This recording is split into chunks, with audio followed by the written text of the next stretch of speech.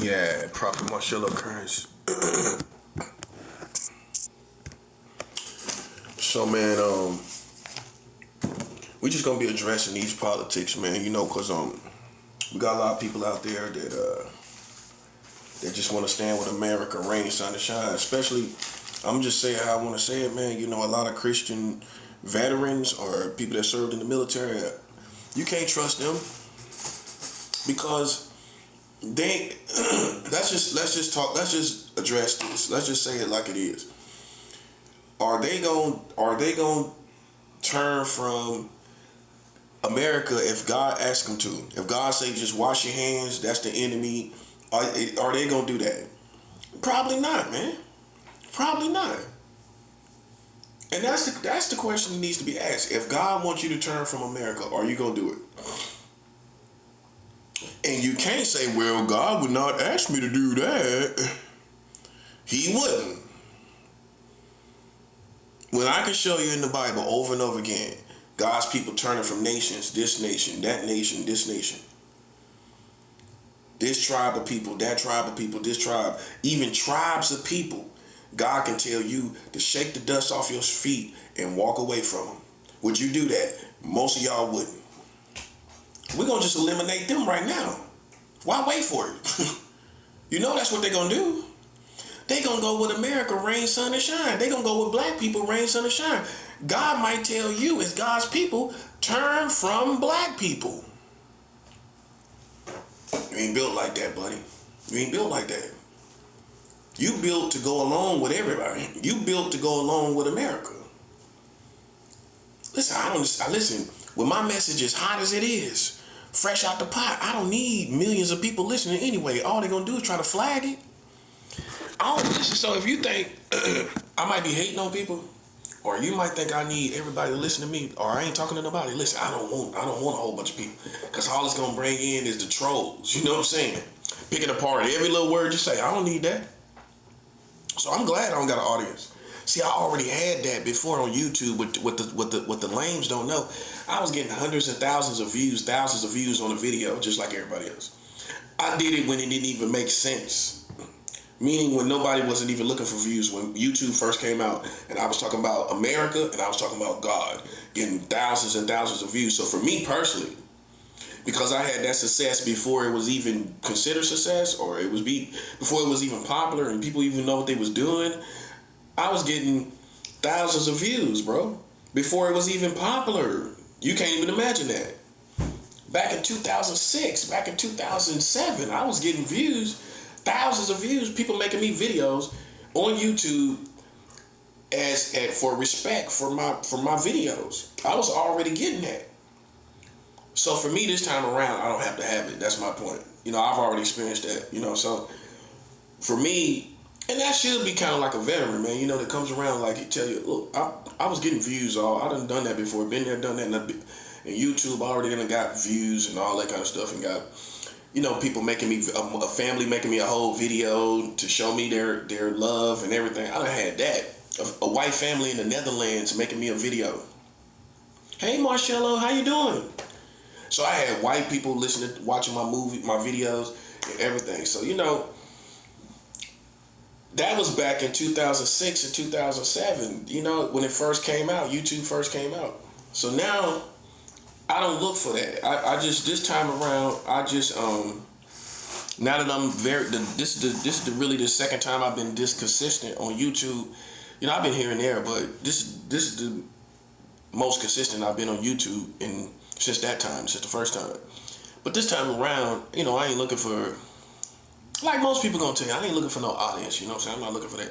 But I do want the information to get out, but I do my own little work to get the information out about America marrying children. I think I'm gonna keep pounding their head to the end of the world. You know what I'm saying? You don't come out here and question people's integrity and you dumb as a bag of rocks didn't know your country was marrying children. I'm gonna shame you. I'm gonna humiliate you. And you just want it to stop, and it's not gonna stop. We're gonna humiliate these people. That's what you're supposed to do. Once you know you got somebody where you got them, you humiliate these bastards. They shouldn't have came out here talking about something and they ain't know what they was talking about. You shouldn't have came out here talking about pedophilia and your country was marrying children. So we gonna humiliate you. We ain't gonna just, oh yeah, we got this information, now we're friends. Now we can be cool. No, we're gonna humiliate you. Because you should, if you thought you knew what you knew, listen, you shouldn't have been playing with God's people and didn't know your country. Okay? Now you know America. And it's because of me. And I'm going to humiliate you. That's what I'm gonna do. So you think we're gonna just stop and be nice? I ain't gonna know. I'm gonna humiliate you. Like you tried to humiliate me. I'm gonna humiliate your country for marrying children. And Elaine is just waiting for it to stop. Well, when are you gonna talk about something else? I'm not gonna talk about nothing else. Because if you're smart, you understand what I'm doing. I'm gonna humiliate these bastards. You shouldn't have been talking about marrying, pedophilia and you marrying children. That ain't gonna never stop, sucker. And that's how I clear the air, because Brooklyn ain't doing that. Brooklyn ain't, man, listen. You just another city. You just another ghetto to me, buddy. You just another ghetto to the prophet. What else? What else? You just another ghetto to me, buddy. Now these suckers is all on you, jocking you and jocking Brooklyn and all that, man. I'm a man of God. You just another ghetto to me.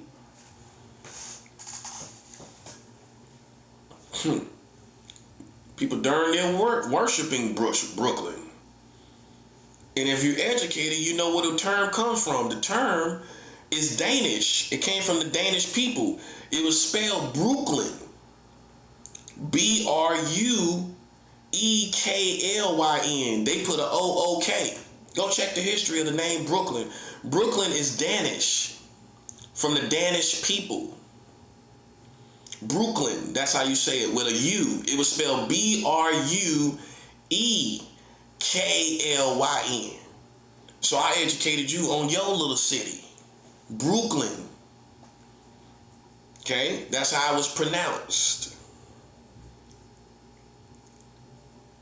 And people sit back like they made it up. Harlem. Harlem is a Danish word. Harlem was spelled H-A-A-R-L-M-R-L-E-M. Harlem. That was Danish too. The most blackest parts of New York City was named after Danish people. Europeans. Brooklyn is a European term. Harlem it was spelled H-A-A-R-L-E-M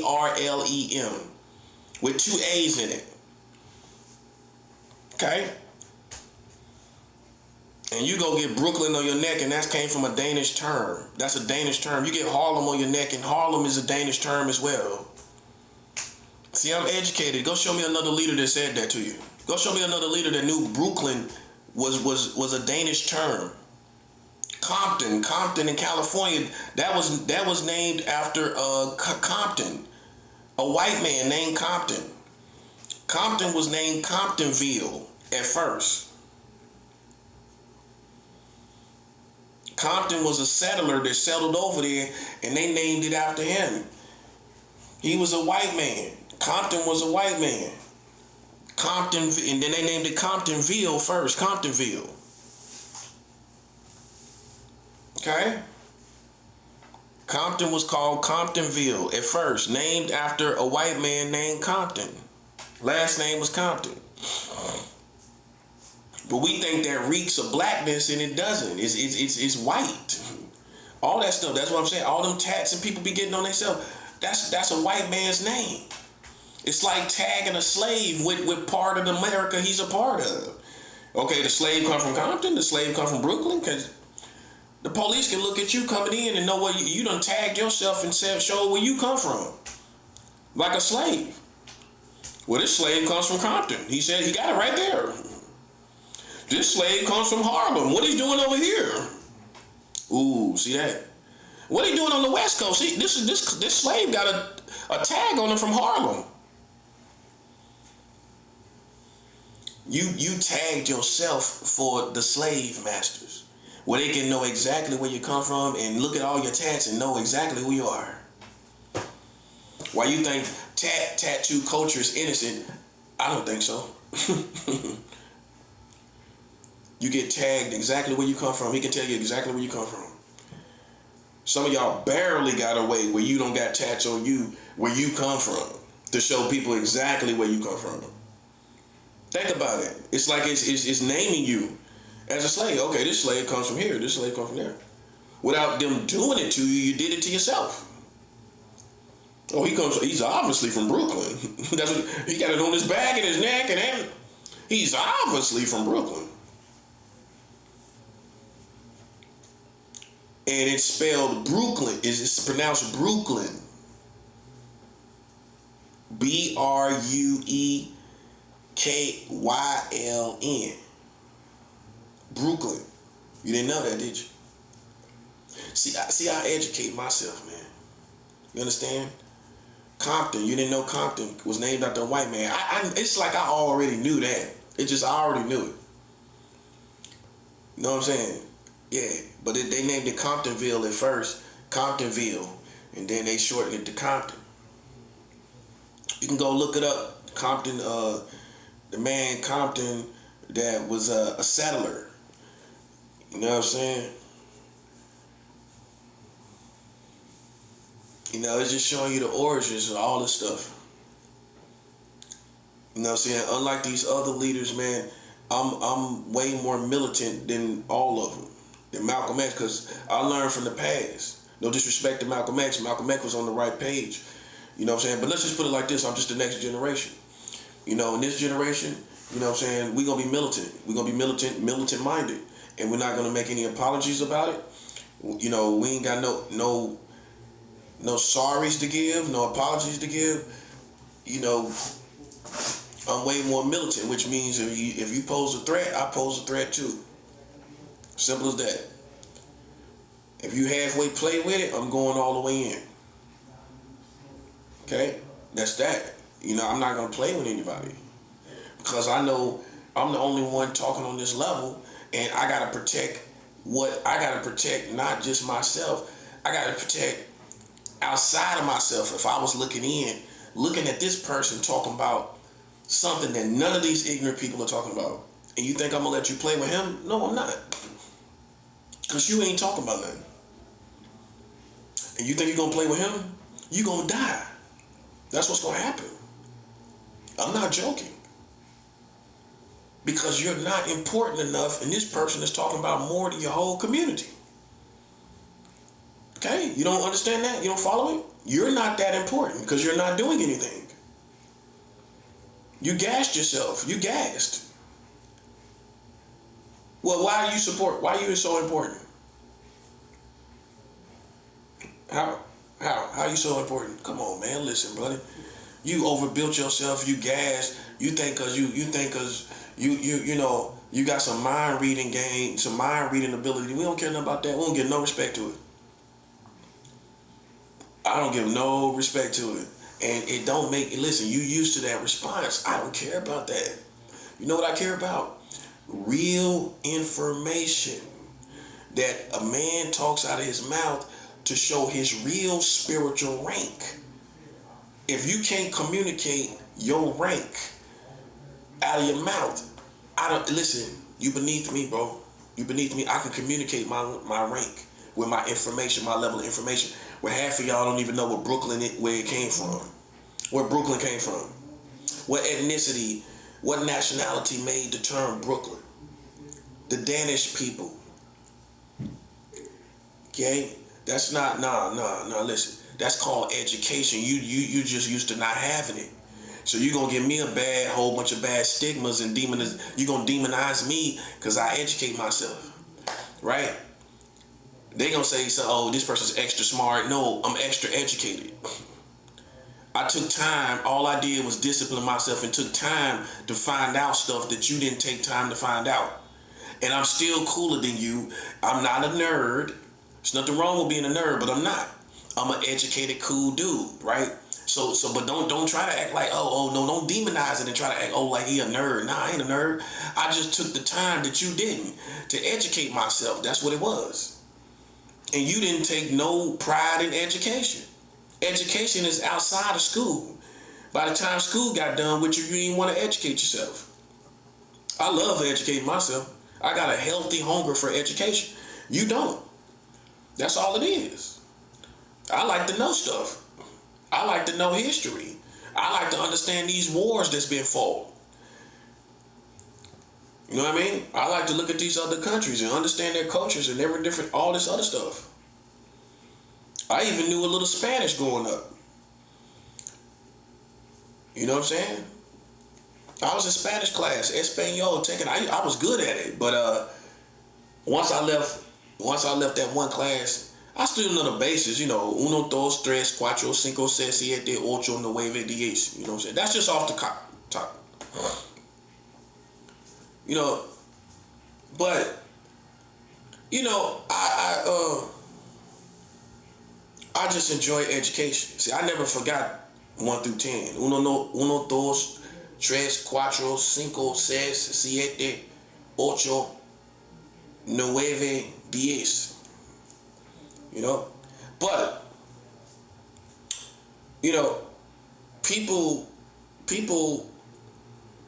don't educate themselves. Education is dangerous. Education or lack of it can get you killed.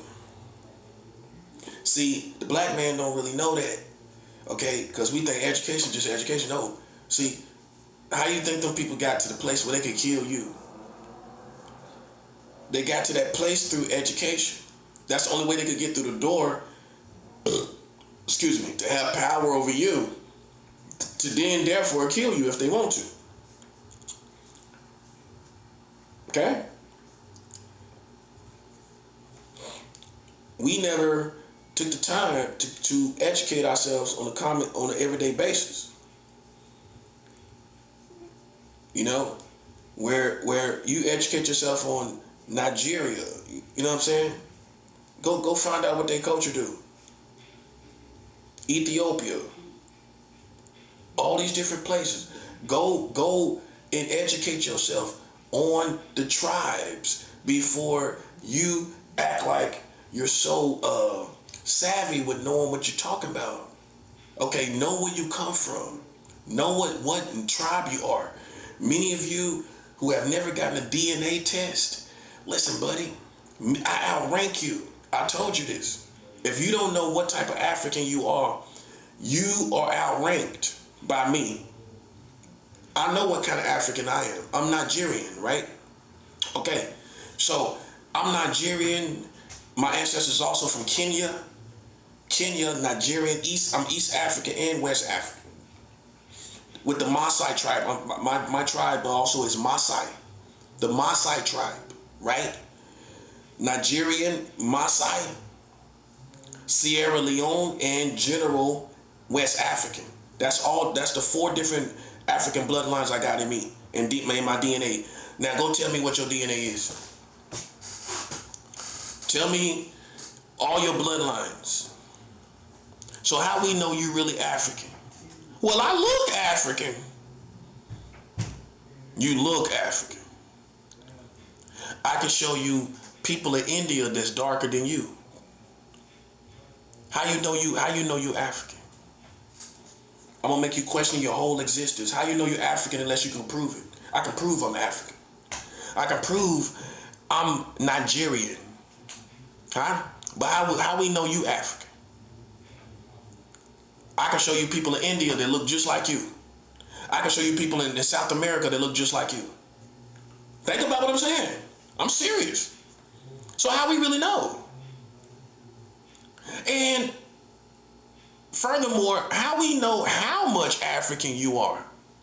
Oh, because you said it. Because your mama knew. Nah, buddy. Listen, we are in a time when you got to prove everything. And if you are the best, you know exactly what tribe of African you come from. And if you don't know, you are not the best. That's 7 out. You ain't the best if you don't know. You don't know what tribe of African you come from. How you the best? How you the best, bro? Come on, man. Stop playing with me, bro. Stop playing with me, man. Stop playing with me. Until you find out. No, I'm talking about the world-class best. We in the Olympics now. The Olympics is the best of the best. That's where we at now. World class warfare. And if you world class chess, real chess, if you don't know what tribe of African you come from, you outranked. You can't even talk to me, bro. Listen. You don't even know who you are. You trying to get in a ring with me and you don't even know what tribe you come from. We ain't gonna respect it anyway because we still don't know who you are. You don't get it, do you? So you couldn't even be qualified to fight me unless you know who you are. I'm a real sensei, buddy. I don't play games. This is years and years of strength and training in wars, in battles, and ain't no way in the world you're gonna be a no-name mystery can that don't even know what tribe. You a mystery can. Well, tell us what tribe you come from. Oh, so then you a mystery can. We don't even know what tribe. We don't even know if you African for real. How we know? Because you look African? Come on, man. You can't be that simple-minded. I done set my whole bloodline straight because now we know. I done told my mom what bloodlines is in our family. She already know basically everything I've told you. I did it for my family know because of me. We educated on who we are. Now, who are you?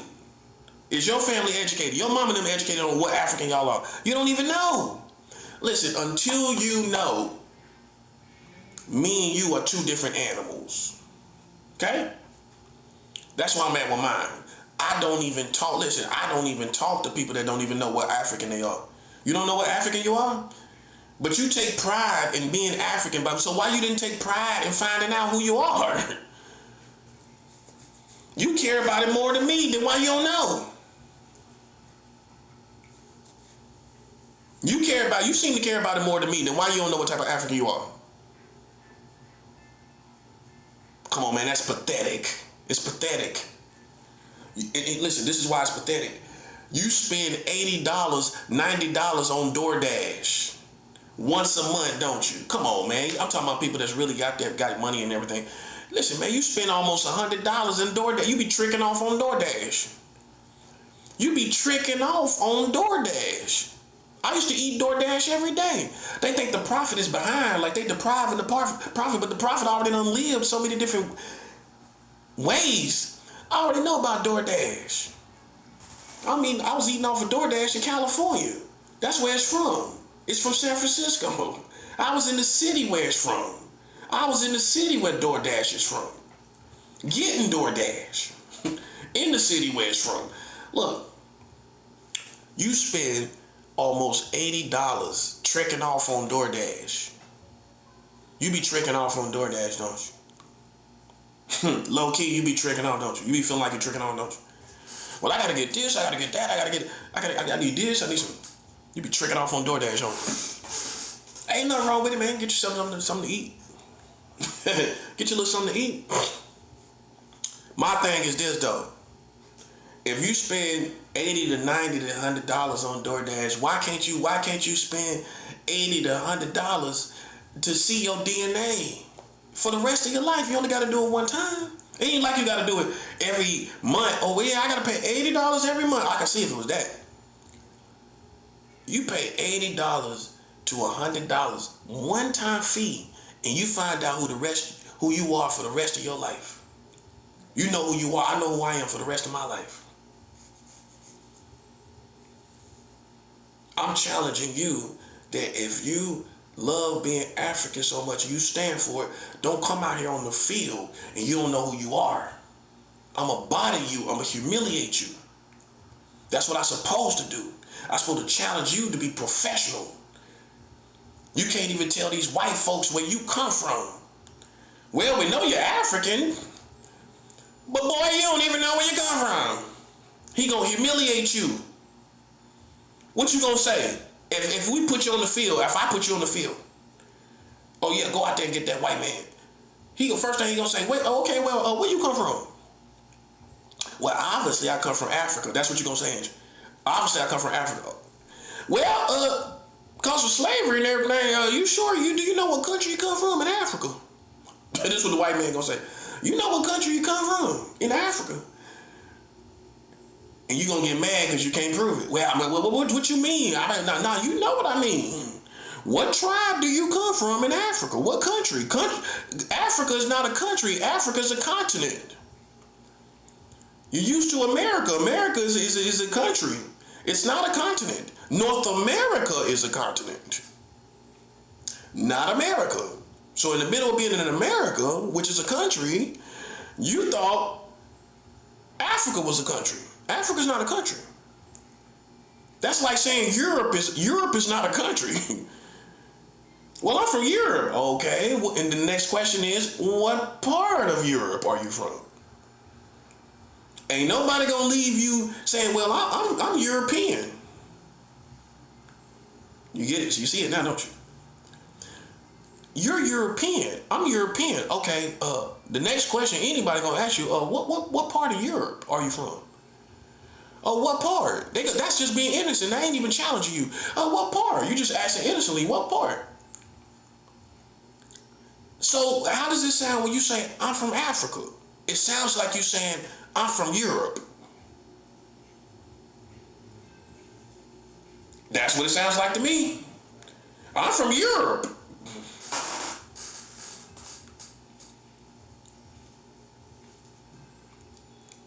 Ask me where I'm from. Let the white folks try me. See, you couldn't fight them. You couldn't fight them, not intellectually. Where you from? White man said, where you from, boy? Oh, well, I'm a man, first of all. Okay. Where I'm from is not, my bloodlines is from Nigeria. Okay. In Africa. Okay. I'm also Maasai tribe, which is East African. I'm also Sierra Leone, which is back to West African, and I'm General West African. That's 4 different African bloodlines that consist of my life, and my bloodlines in my life. Huh? I'm also South American Peruvian. I'm Italian and Filipino. I'm part Asian. This is why I'm sharp as I am, because I got all these different bloodlines. I'm not saying you can't be sharp with just one, but if you got a lot, you're going to be sharp. So I'm part Filipino too.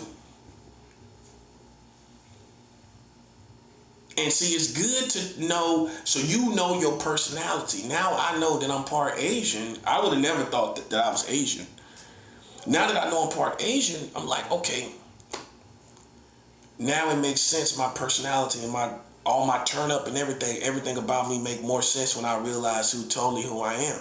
See, a lot of y'all got a lot of different bloodlines yourself, and because you're not high yellow, you don't think you got a lot of bloodlines. Then you go check and see you're part Asian. Many of you got cooked in the sun and you ain't gonna never get your complexion back like me. I got cooked in the sun living in the South. I ain't gonna never be the complexion that I really am. Unless I bleach my skin, I ain't gonna ever be yellow as I really am. But that's why y'all gotta go check your bloodline, because most of us grow up ghetto and we just sit in the sun. So you're gonna be brown, you're gonna be browner than you really are. You know what I'm saying? Most of y'all know that. Okay, so that being said, you ain't gonna really be able to look at it and tell. Look at yourself and tell. You need to go and check your bloodlines and see what color you are, what race you are.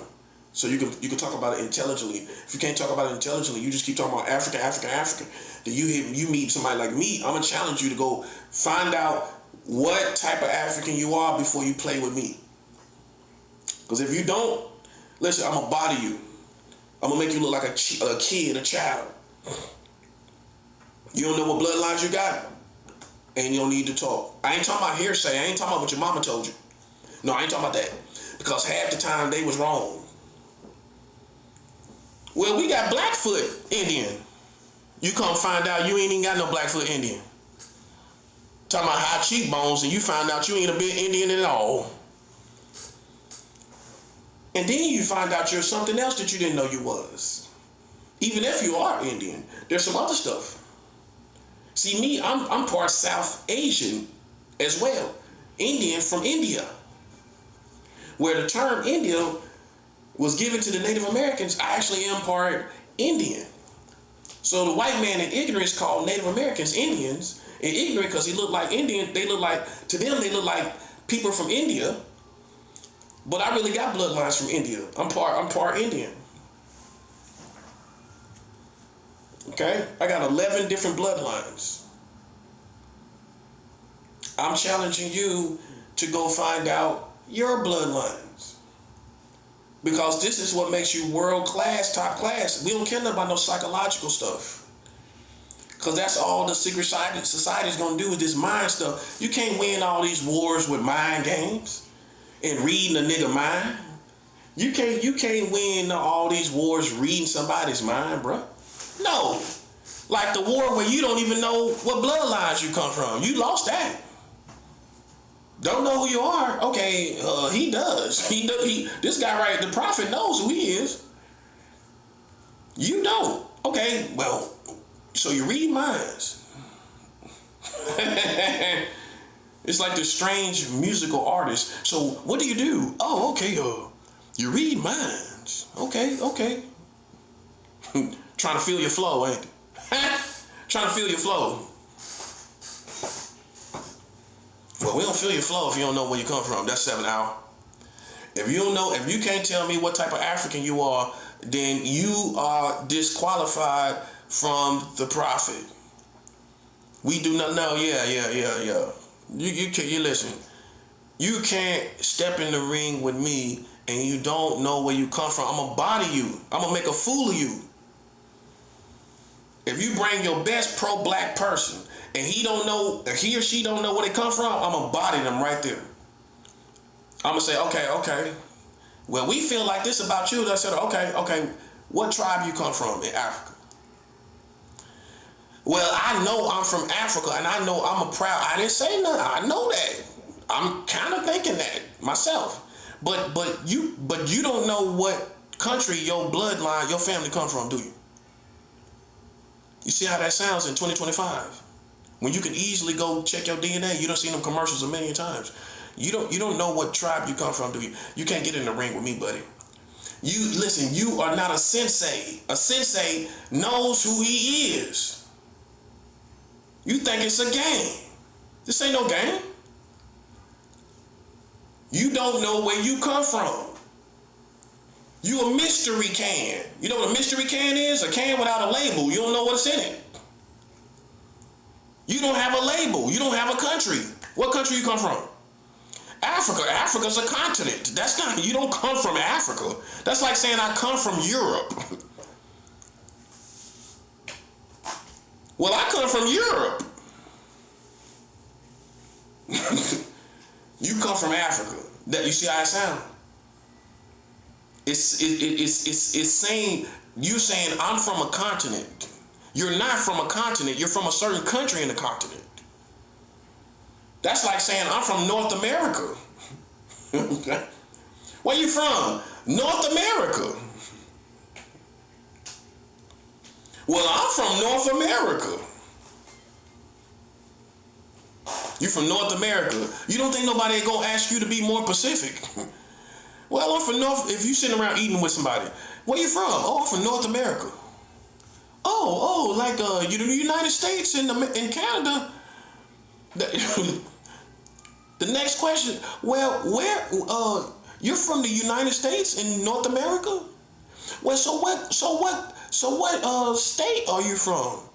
You think they're gonna even if you say you're from America? Oh, what state are you from in America? That's just like saying, oh, I'm from America. Okay.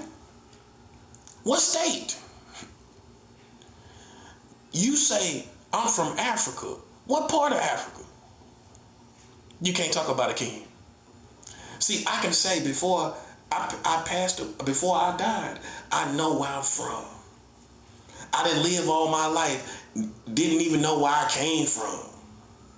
Didn't even know what country you come from. Well, I assume that I'm West African because of the transatlantic slave trade. Well, that's a good educated guess. But it might not be true. It might not be true. You might not be West African. You might be Ethiopian. You might be from Zimbabwe. You know what I'm saying? You don't know. You assume. You need to go check your DNA. And if you can't do that, listen, you can't see me, buddy. I'm tripping off of you. I'm tripping off of you. That's the best. Why you thought you was up here? Nope, you're not. You're not. Because we're not going by hearsay. Black folks got all kind of hearsay where they come from. Well, our family is down there in Cancun. They say grandma was from Cancun. Grandma was from Cancun in Mexico. That's why we got them high cheekbones. My grandma was from Cancun. Grandma said she used to wear sombreros and eat burritos down in Cancun. Grandma used to eat burritos down in Cancun.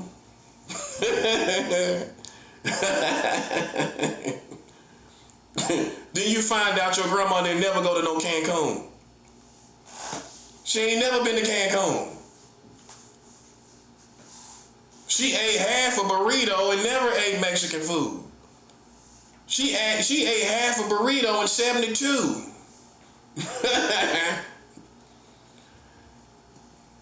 And that was it. She never ate burritos.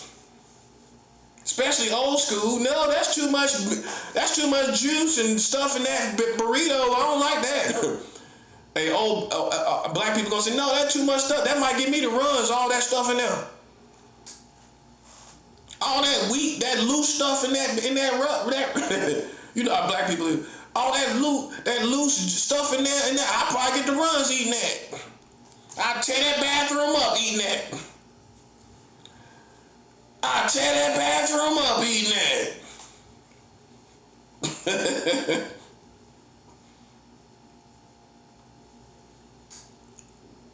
She ate half a burrito in 72 and that was it.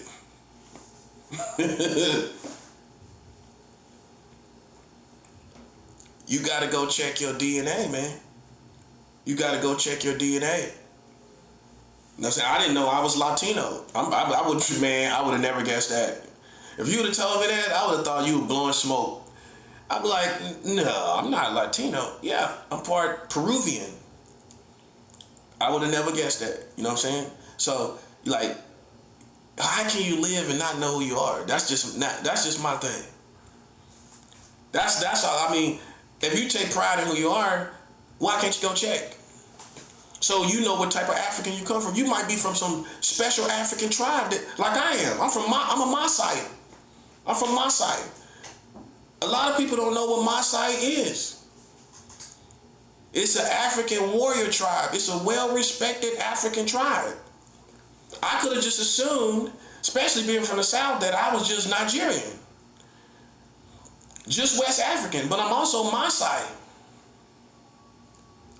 You know what I'm saying? So I know that. I talked to an African man. He said, yeah, I know about Maasai. Yeah, Africans know about Maasai, buddy. I'm part of Maasai, African tribe, warrior tribe. They was warriors. So how you see the movie The Woman King and all of that? Maasai probably was like that. You know, I'm just saying.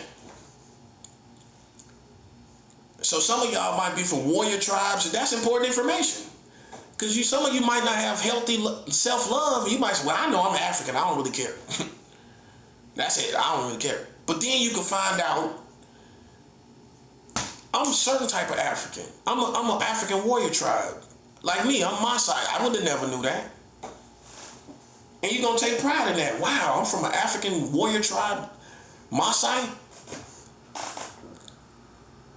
See, white people don't even know that. They don't know about Maasai. They don't know about Maasai.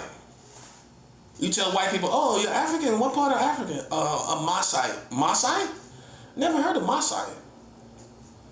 See? And I could have been uneducated all my life, just assuming, well, you know, I'm just West African, most likely. That's a good educated guess.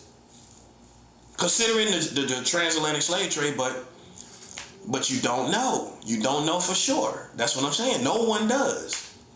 I would have never knew I was a Maasai tribe. Which means I'm from a warrior tribe. That's why I'm like this. See, that's what I'm saying. And maybe you come from a warrior tribe. And you know, and you don't know. You don't know what tribes you come from. You could have been from a fierce warrior tribe and you don't even know. You know what I'm saying? That's why you're different from everybody else. That's why you got more turn up and everything. Because you got that warrior tribe, African warrior tribe bloodline. So that's what I got. Maasai, from my understanding, they was a warrior tribe famous for wars, a famous warrior tribe. So, you know, but I can tell you intelligently where I'm from and what my vibration is, you know. That's important. If people can't tell me that, listen, I take off points. You got too much money. Especially if you're a millionaire. You got hundreds of thousands of dollars. You're doing pretty good for yourself. Well, how hard is it to just do? You just throw it out there. You just throw that little money out there. Just like how you go to the grocery store, you just throw stuff in the buggy when you got money. You ain't even counting. You just throwing it. You can do that with the DNA. All you gotta do is just, okay, I got my little card, put my little card on. Man, you can do that between a commercial break, man. You don't put the little information in, pay for little stuff halfway through the commercial break. You don't, before your little show came back on. You know what I'm saying? It's just no excuse. We talking about master class. We talking about the best of the best. And ain't no way you could be top world class and you can't tell me what country you come from. That's the first thing they gonna. If you was a part of a warrior community, they were gonna say, "Well, what tribe you come from?" "Oh, I'm African." Okay. So, but how will we label you as a warrior? You're a Nigerian warrior. You're from Zimbabwe. What country are you from? You couldn't explain them. You couldn't explain to your African warrior tribe or assassin, world-class assassins. You couldn't explain what tribe you come from. And so you should challenge yourself. That's something I'm gonna do. Because if you don't know who you are, listen, you playing yourself. You playing yourself playing with me. Because I'm over here, that part, I'm over here educated on who I am. See, that's gonna change the whole environment. That's gonna change your vibration. Ignorance keeps your vibration stagnated. My vibration is open because I know who I am. You don't. So it don't matter how much you understand information of elevation and energy, you still will not be world class because you don't know who you are to be able to take the vibration to the next level with identity. Because once you know what it is, then you can go back to those bloodlines and educate yourself on your bloodlines.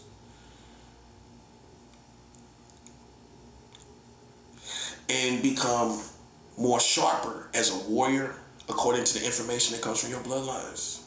Right? This is why I don't play any games. Because I know you can't explain to an African who you are. You're African. Right? Granted.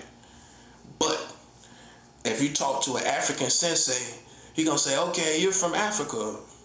What tribe of Africa you? That's the first thing he gonna ask you. That's the first thing he gonna ask you. What tribe of Africa you come from? He just challenging you. What tribe of Africa you come from? Oh, I don't know. I'm just African American. Well, I know you're African American. Now the sensei's a little offended. Well, I know you're African American. Pretty much I knew that. What tribe of African do you come from? You don't know. Oh, well, you're not even ready to start. How can we sharpen your whole warrior energy if we don't even know what tribe you come from? We don't even know what to do to you. We don't know what your ancestors did, which you could do what they've done and become the next generation of your bloodlines. You could even become the next generation because you don't know where you come from. Well, how are you going to become the next generation and you don't know where you come from? This is how sensei going to talk to you. You can't even start.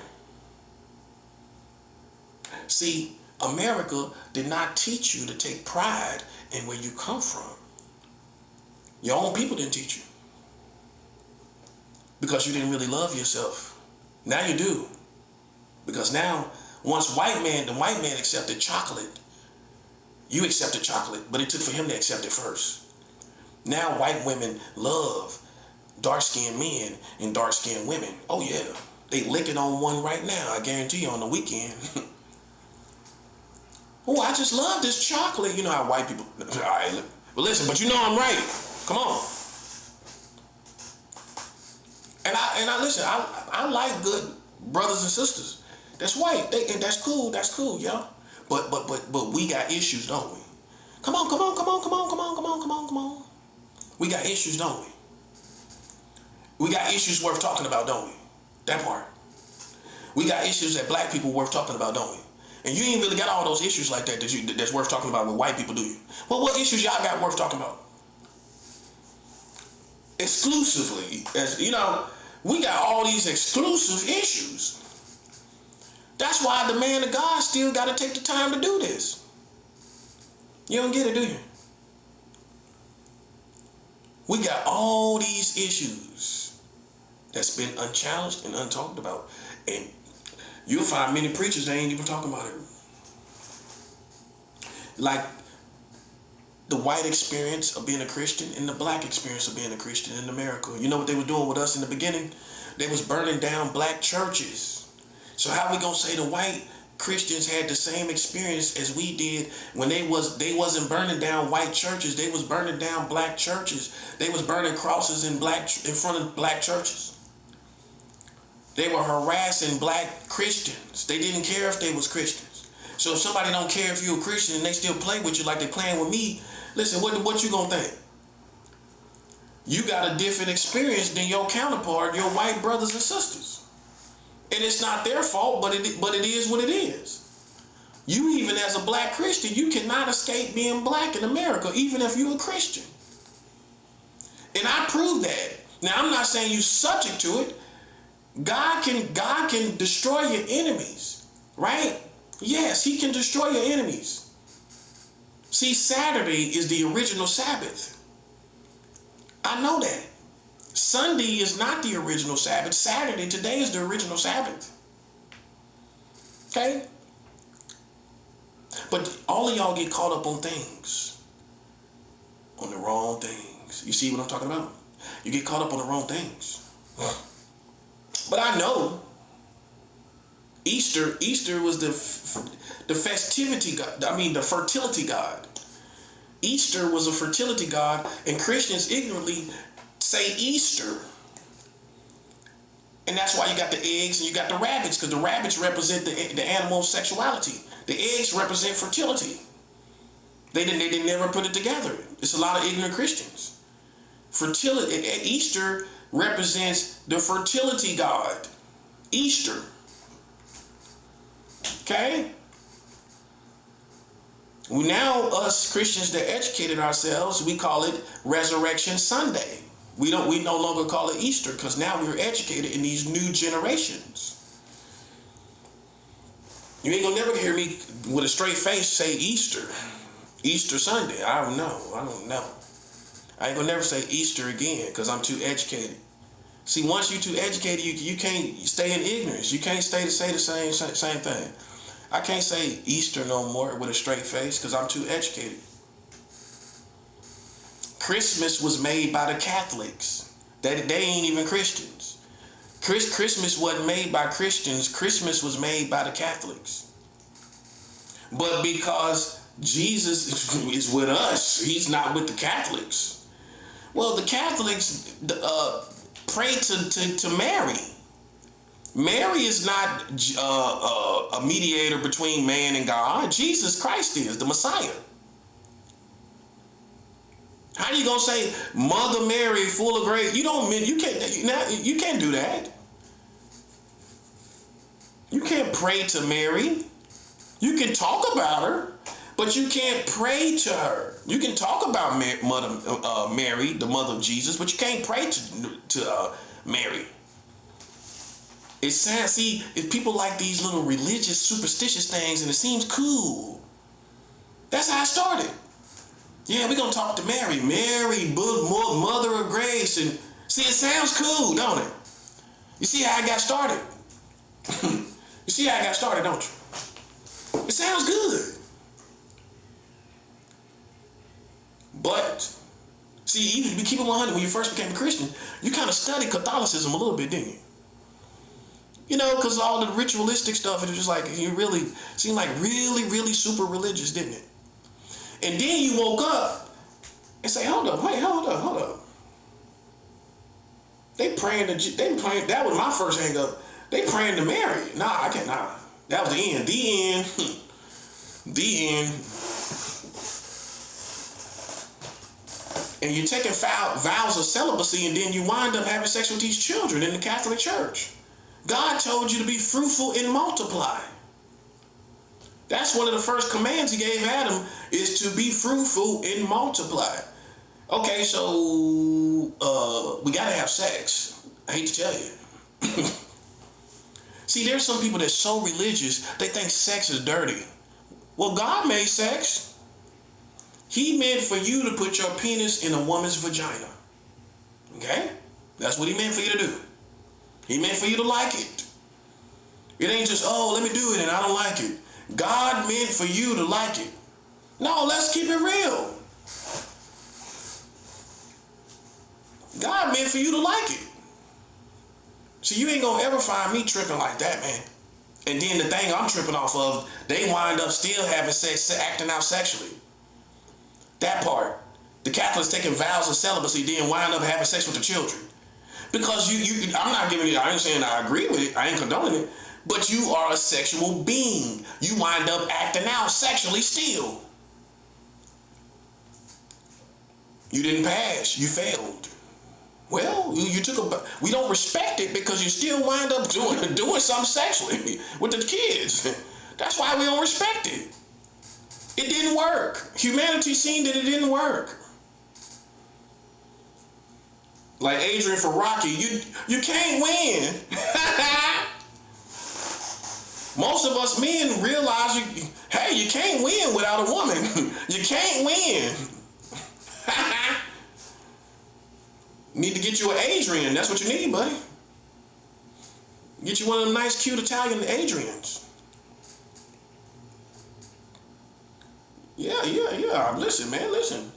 God gave me, listen, I see some people are so religious, man, I'm telling you. You destroyed yourself being religious. No, I'm not religious.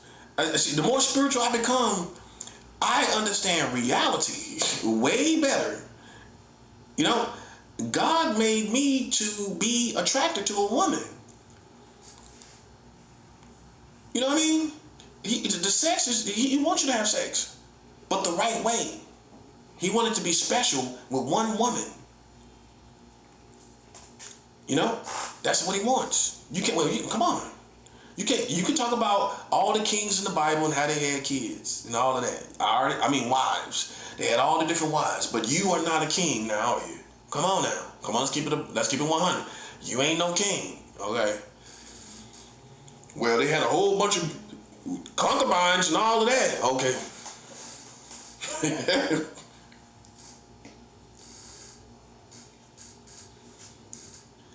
Them concubines, that's what I'm looking at. Sound like honey bun, concubines, honey bun. Sound like a honey bun, concubine. Make me think about honey buns. All them concubines. And most men think about that. Listen, but God allowed it. That's what see, that's the balance. Okay? But you just gotta know what God wants you to do. Come on, you gotta read between the lines. Do you think God wants you to go get a whole bunch of women and talk about what was in the Old Testament? They had a whole bunch of concubines. You think God wants you to do that? Come on, man. You know he don't. Come on, stop playing. You know he don't want you to do it. You ain't even built to be able to handle all those women. You gotta handle all of them emotionally, not just sexually. Now, see, you done with it already, ain't you? you done had a change of heart, ain't you? Well, I can't deal with 5 women emotionally. 5 women. You can handle 5 women emotionally. Emotionally, not sexually. Where she's like a slave to you. No. You got to sit down, have pillow talk with each woman. You can't do that, man. Come on. You ain't built like that, buddy. 5 women? You'll lose your mind, buddy. I give you 8 years max. 8 years of 5 women. You gonna come out like this, man? Oh yeah, how you doing today? You coming out on the porch? Yeah, what's going on? And he coming out on the porch, ain't he? Trying to get some fresh air. Well, I wanted to go in. Nah, well, let's step out here for a minute. Let's step out here for a minute. I need some fresh air. How you doing, man? How you doing today, man? You can tell he bugged out. He talking. Well, how you doing? How you doing today, man? When you gonna come by again? He want a friend, don't he? He want a homie, don't he? He got 5 wives. He got 5 wives. He want a homie, don't he? When you coming by again, bruh? Yeah, I'll be out in the driveway. I'll be working out in the driveway. I'll be waiting for you. I'm gonna be out there in the driveway. I'll be working on the car. I'll be out there in the driveway. He trying to set it up where you gotta come. Yeah, I'll be out there in the driveway, man. I'll be out there waiting in the driveway. He's setting up a date with you, ain't he? Hey, after having 5 women, he's setting up a date with you, ain't he? Yeah, I'll be out there about 8. Yeah, I got my light out there. You know, I'll be out there with my light out there, man. Got my little music and everything. We'll have some music, man. We'll have some music and some drinks out there, man. He's setting up a date with you after 5 women, ain't he? You can't have no 5 women. You can't have no 5 women. You got to be able to handle a woman emotionally. You got to be able to handle her intellectually. You got to be able to handle her soul, her heart, her feelings, her past, her future. You got to do all of that. See, a real man, you nourish a woman. You nourish the woman all the way, not just sexually. And you know how complicated women are, right? Complex, right? You got to get all in there, man. And, you know, see, half of y'all get all in one place, and that place, you know what I'm talking about. But when you don't get all in the mind of the woman, see, you got to get all in the head, like deep in the head like that too. Just like when you have sex, you got to get deep in her head. You got to get deep in her soul. See, that's why y'all leave. That's why she leave. You know why? Because you need to get deep in her soul. You didn't penetrate her soul. Woo. You ain't penetrate her soul. She still got a hymen on her soul. She meet another man, he break through the hymen in her soul, and she ain't gonna never come back to you.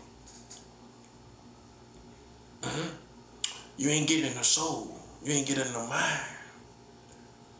That's what you gotta do. See, you gotta penetrate the body, the mind, and the soul. That's some homework for you right there. Penetrate the mind, the heart, the body, and the soul. And look, you still gotta leave place for her to be a woman of God on her own. And see, that's the full man. You gotta let Eve be with God. You can't act like her God. See, that's what a lot of men, you feel apprehensive, like, well, I don't know, you know what I'm saying? I can't give my woman to God. See, you can't give your woman to God.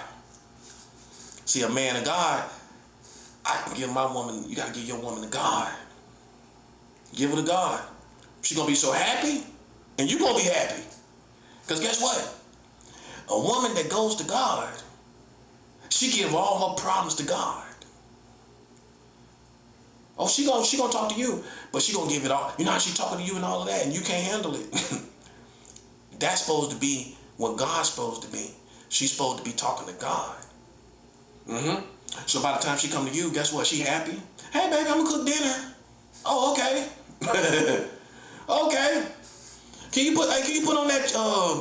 Could you cook that macaroni? That 5 cheese macaroni. Oh yeah, baby, I got that. Okay. She happy, ain't she? She cooking everything. She doing good. You know why?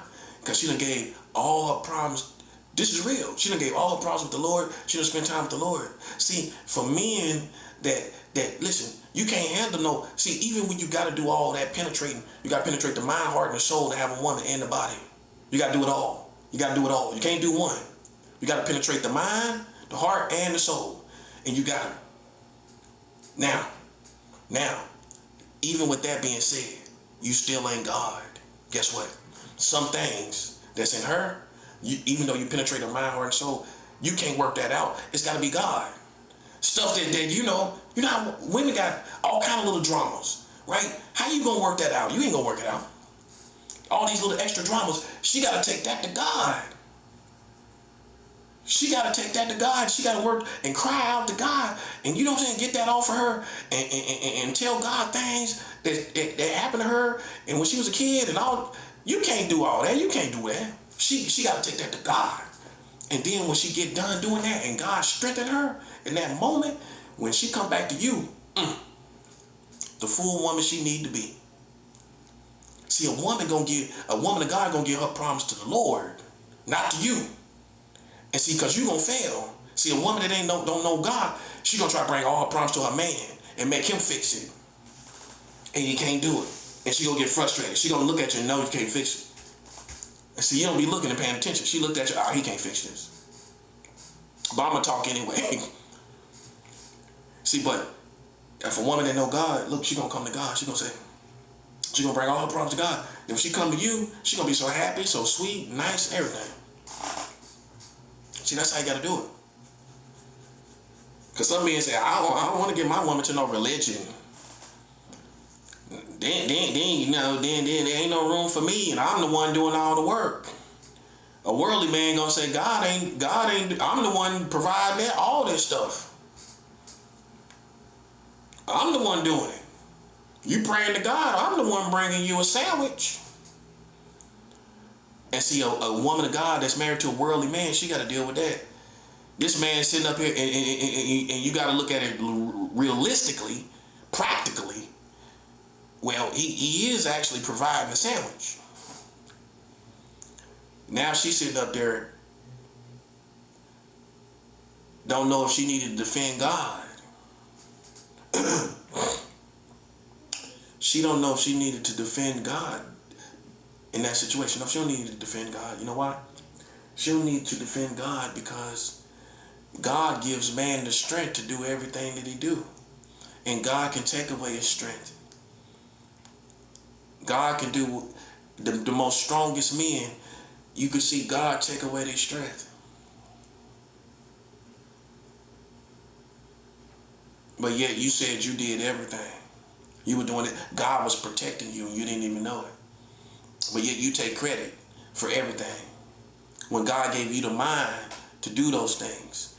See, God gave you the mind to create all these things. God gave you the mind to make all these cars and everything. How man to say, well, we the real gods. Look at all the stuff we made for these people. God gave you the mind to make that stuff. He gave you the mind to make the lights. He gave you the mind to make the fans and the technology and all of that. God gave you the mind to do it. You're made in the image of God.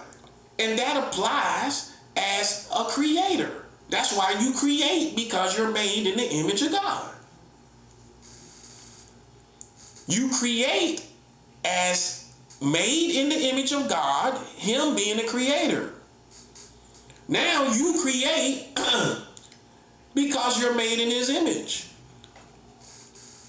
Now see, that's the man that knows God. Okay? See, you thought in the image was just, oh, I look like God. Come on, man. Come on. Ain't you simple-minded? Aren't we simple-minded? The image goes as far as what all man reflects and does. When you see all that he does, that's the image of God. That's it right there. That's 7 hours. Everything that man does is the image of God. So you see all this stuff he created, all this stuff he done. Okay, that's the image of God. That's the image of God. Hallelujah. So then you see the greatness of God reflected through what man has created, made in his image. But what man does is, you know what he does? He starts to get prideful like Lucifer. Well, look what I've done. Well, I can, listen, I will be praised like God. For look, why not? Look at all the stuff I've done. See, one thing we haven't acknowledged, I want you to think about something now. I'm not justifying it, but I want you to think about something. You know how prideful the white Americans could be for making America? You know how easy it is to be prideful with making this whole country? Every city, every state, all the stuff in the city, all how it runs, how it goes, the buildings, the everything, all the restaurants, everything. And you sit back and realize you did all of that. You know how hard that is not to be a prideful person? Let's be human. It's very easy to get prideful having made America. You want me to prove it to you? Your favorite rapper is prideful with making money in America, isn't he? Oh, he act like he the whole world. So can you imagine the white man that not only makes money in America, he made America. It's one thing to make money in America. He made America for what it consists of, what we enjoy. All the landmarks, all the stuff here, he made it. Huh? Yeah. So let's be human. You see how easy it is for him to be arrogant. When these rappers get arrogant when they make a little money. Look how easy we get arrogant now. Come on, let's keep it 100. Look how easy we be flexing when we get a little money. So if you made America, you wouldn't be flexing. Oh, yes, you would. That's the 7th hour. You would be flexing. But you didn't put it in that perspective, did you? Oh, they just so arrogant and prideful. Oh, we are too. Look at when we get a rapper. He get money, he get gold, he got the women, he running around, you know what I mean? He flexing everything he do. He feeling himself. So these white folks ain't gonna feel themselves. It's just interpreted differently. It's just a different expression, but it's the same thing. They feeling themselves too. They do that little shimmy too. It's just different from ours. They be feeling themselves too. Yeah, we did this. Yeah. Yeah. They got their little flex too. Yeah, we did this. They be shaking their head, don't they? Yeah, we did this.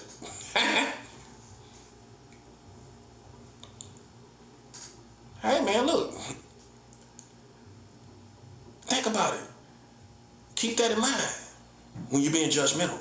You know what I'm saying? Like, that's one thing I don't trip off of. He did stuff that we ain't do.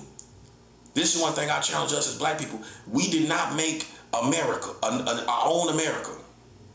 We talk about everything else, but we did not make our own America. He made subways, trains, and met with the measurements in science. What I want you to understand is he made subways with the measurements in science. It couldn't be off. It couldn't be. And because we have educated, listen, we have to challenge ourselves. Could we do that? No, we would have to first go to school and become real mathematicians. We would have to become mathematicians. Not mathematics, mathematicians. In order for us to have perfect measurements, precise measurements, to where the train goes exactly how it's supposed to go. If it's off a little bit, it's gonna be messed up. It's no room for failure or flaws.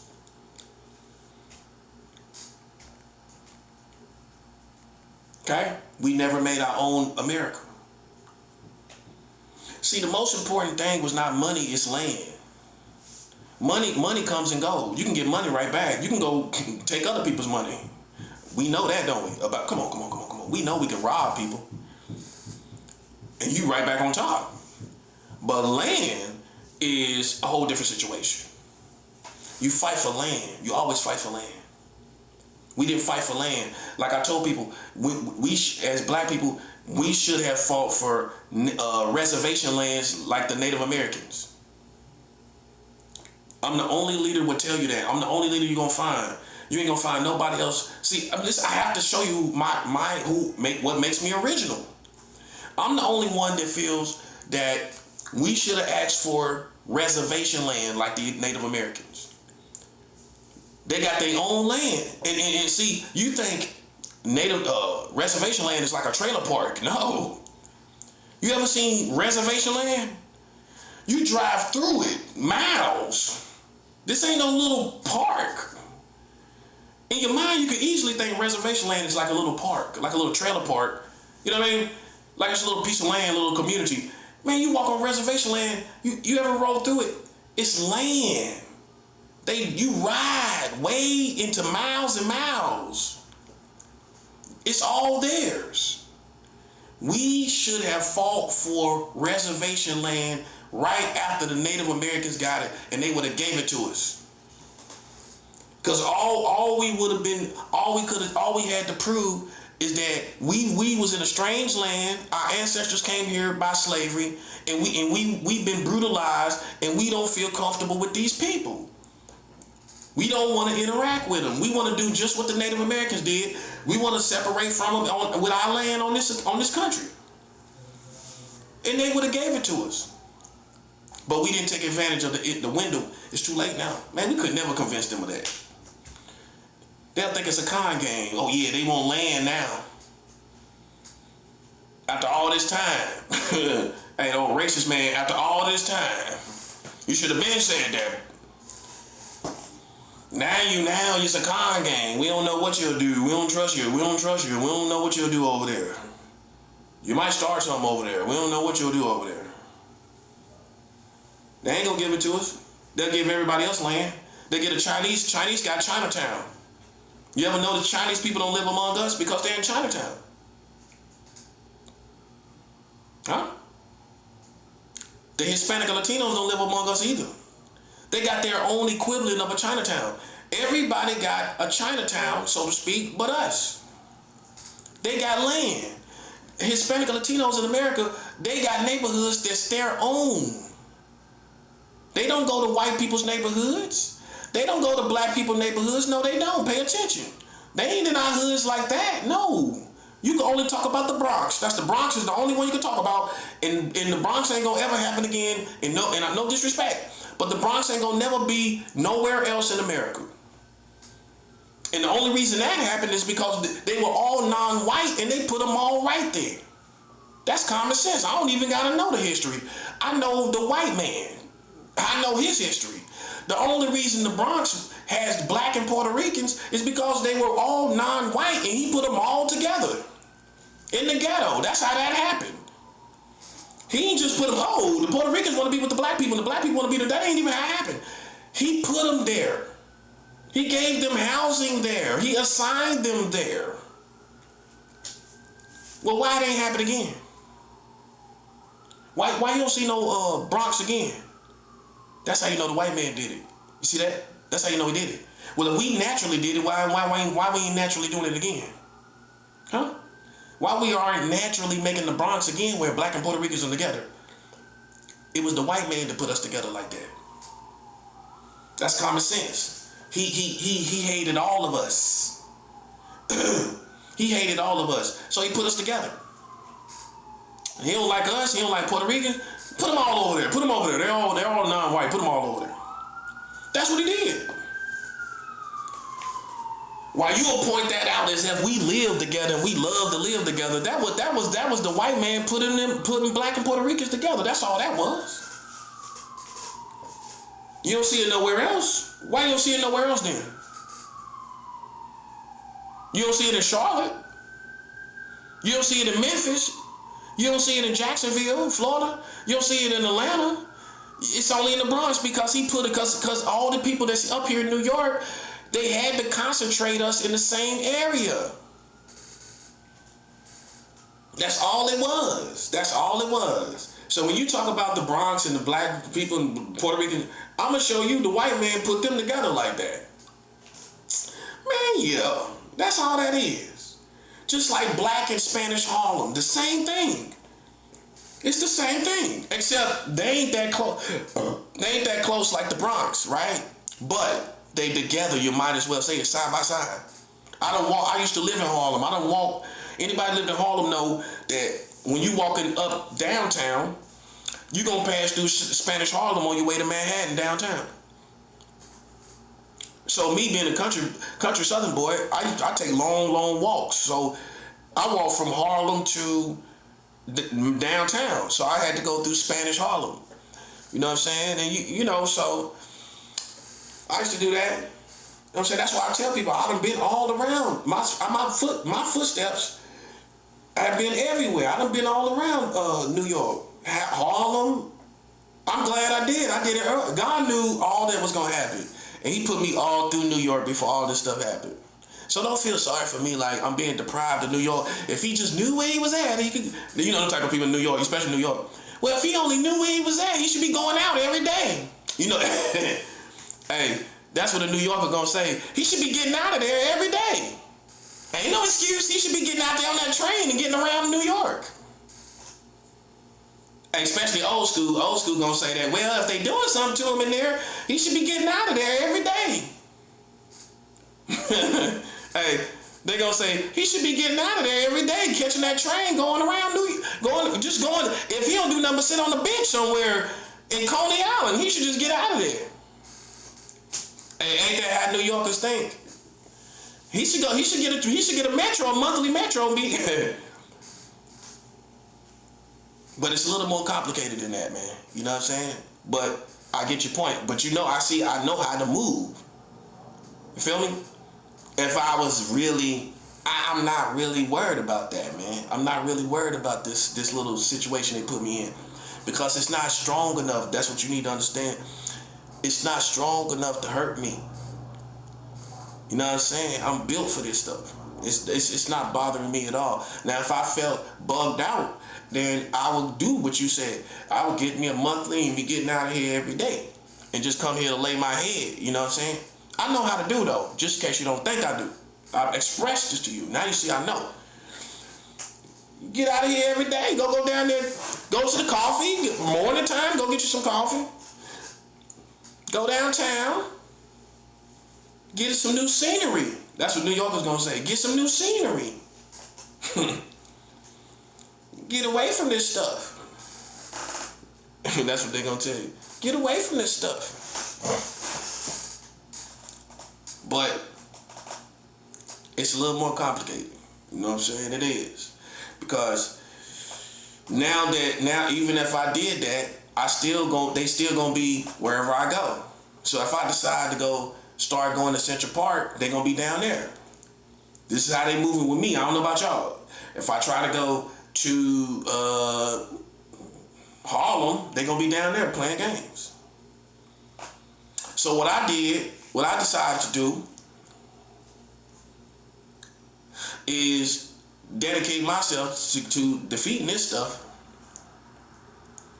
Now you respect my mind. You respect my intellect. You know what I'm saying? I know even how to get out, whatever. I used to do that. I used to get out in New York and go everywhere. Central Park, everything. I've been through that. You know what I'm saying? I lived in Harlem. So Central Park is right down Lenox all the way to the back. You know, I already know about that, man. I already know about that. I used to see the Apollo every day. So then how they gonna trip on me like I ain't black? I was down there in Harlem, walking past the Apollo every day with the Jamaicans got their little booth set up selling glasses and shades and all of that. The incense and oils and the music and all. I know all about that. That was an everyday thing, man. Every day. I lived in Harlem. I lived there. I was right there on Sylvia's, the same block as Sylvia's, the restaurant. I was right there. 35 West. Anybody in Harlem know what 35 West is? If you ain't from Harlem, you don't know what it is. You Brooklyn, just because you from Brooklyn don't mean you know what 35 West is. People in Harlem know what 35 West is, right? All right. See, I taught languages that even Brooklyn don't know. That's how you know I lived in New York, man. They don't know what 35 West is. I guarantee you most people in Harlem know what it is. I mean, yeah, okay, I know what 35 West is. That little brownstone shelter right behind Sylvia's. They got the big sign right there, if they still do. You know, but I got in a fight. That's how I got kicked out. That's why I had to leave Harlem, because I got in a fight. Crazy dude, man. Crazy dude. Trying me for no reason, man. I mean, like, for no reason, bro. That's why I say, man, the devil been on me for a long time. He been against me for a long time. That's how I got kicked out. I was in Harlem. I got in a fight with this dude. This dude was scared, too. He was running. He ran from me. I ain't never had nobody run from me in my life in a fight. This dude was running. He was scared of me. But they made me leave. They made me leave, though. You know what I'm saying? I don't know. Maybe they thought I should have overlooked him. I don't know. But anyway, man, they made me leave Harlem because of that. And that's why. That's why I left Harlem. And I wish that wouldn't have happened, because I was right there with 125th, 126th. Man, I was working at Central Park. I was working out at Central Park. It was a perfect neighborhood, especially from somebody from the South. Good black neighborhood, New York City. You know what I'm saying? Not too breakneck pace, not too much, not too hectic. It was straight. Harlem was kind of decent. It wasn't too breakneck, you know. It was straight. That's black to me in New York, Harlem. You know? So I used to go past the Apollo every day. I got used to it. I was just like everybody else. At first, I first got there, I was looking in and looking inside and looking around. But then, you know, the next cool, the Harlem cool is to walk by cool, you know? Okay, I see it. You're going to look at them little stars on the ground every time you walk past, you know? That kind of don't get old, you know? But, you know, you just kind of be cool when you walk by, you know what I'm saying? That's how you know who a tourist and not. You know, how somebody walk past Apollo. You know what I'm saying? After a while, you start walking by like everybody else. You know, so, and I ain't had no problems in that neighborhood. That's what I'm tripping off of. That's why, you know, I got so much credibility here in New York. I don't care about going out. Because it ain't the same anyway. It's not the same from when I came here. Back then, it's a whole different feel. So much stuff done happened. Even with COVID, you know, so much stuff that happened in New York. It's not, New York done changed again. Since I've been here, since I first came, 13 years ago. I was in New York 13 years ago, going on 20 years. It's done changed. New York done changed since then. I got the last bit of New York, how it used to be, where you just go out in public and you can mind your business and get lost in the crowd, that good feeling. That's how it used to be. You could go in New York, down to Manhattan, put on your headphones and zone out, and you ain't got to worry about nobody. That's the kind of New York I used to like. You like to be among the people, but minding your business. That's how it used to be. You could go in Lower Manhattan, put your headphones on, get you a coffee, and just walk down the blocks. And you enjoy people, but everybody's in their own lane. You know, everybody's just minding their business. You know, but we're all among each other. We like to be among people, but as humans, but we want people to be in their own lane. So you just enjoy people just walking past, you know. You don't want every person to pay your attention. You just like people, you drink your coffee, people walking past, you watching and looking around, you know what I'm saying? That's how it used to be. Now, some weirdo might pick you out the crowd for no reason. You just sitting there drinking your coffee. So, you know, I don't have any interest in it anymore like I used to. That's what it is, really. You know what I'm saying? Because I pay attention to the changes. You know, like New York used to be where you could come here and zone out. Throw your headphones on, walk down Lower Manhattan. Everybody's not minding their business, and you just looking around. It's almost like you got the city to yourself. It's like an oxymoron. The whole community's here, but you got the city to yourself. You go get you something to eat, you know what I'm saying? Walk around. Nobody's bothering you, but everybody's there.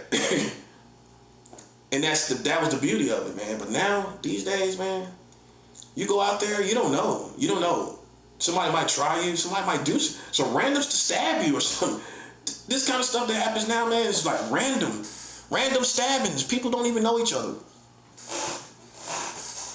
Everywhere. Nah, I'm cool. They can keep that. I'm cool on that. I hate it though, man. I hate it, man, because I can say I'm one of them people that I remember how New York used to be, man. Like, I got the last bit of it. I'm glad I did, though. I got the last bit. If I would have came 5 or 10 years more, if I would have came, 2012? If I would have came 3 years later, it would have been different. I got the last bit of it. By 2015, officially 2016, everything changed. That's if I had to market a year that New York changed from the time I came here, 2016, that's when it changed. What I base that off of is the shelter system. Down in Bellevue, down in Lower Manhattan, everybody been through the shelter system know about Bellevue, right? They killed somebody in the shelter up there in Lower Manhattan. In the city, he killed somebody down there. Right? I used to be in that shelter all the time. And so I just got in town, right? This was 2016. I used to just come up to New York at least once a year. You know what I mean? And I came up here and went straight to the shelter. I had a lot of luggage too. My luggage got stolen and everything. But then I wasn't that aware of New York. I still was kind of green to it a little bit because I just it was so much luggage, man. I didn't care. It was so much luggage, man. I ain't had nowhere to put it. I didn't even care, man. I went back, it was gone. It was almost like bittersweet because I had so much stuff, man.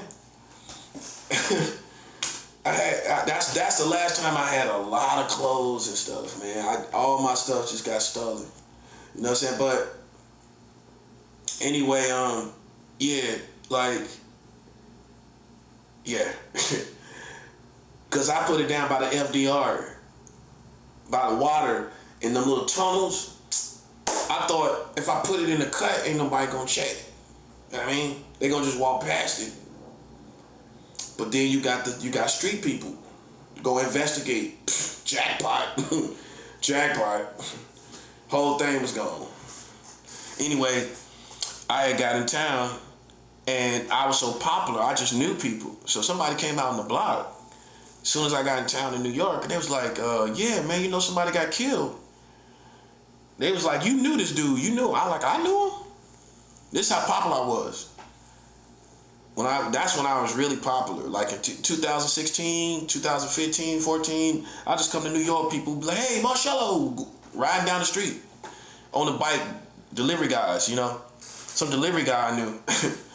You know, that's when I was really popular. You know what I'm saying? I would just come to town and people know me.